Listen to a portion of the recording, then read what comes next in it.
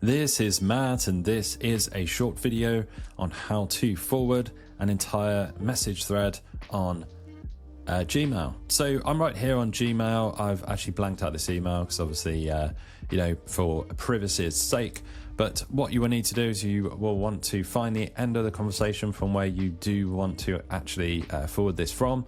You'll see the three dots here. When you hover over it says more, the universal more symbol, three dots on top of each other. When we click on that, you can see reply at the top, and the second one down is forward. When we hit forward, you'll see that it forwards.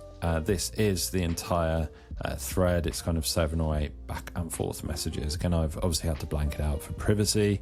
You'll see your from email at the top, and then whoever you're forwarding this to, you're going to enter their email here in the to section. And then when you click send, that will send it will forward, I should say, that entire email to the person who you put here with to. So obviously just be careful who you send this to, obviously if it's a private conversation or something. And maybe you're just sending it to one of your own email addresses, for just archiving purposes, backup or something.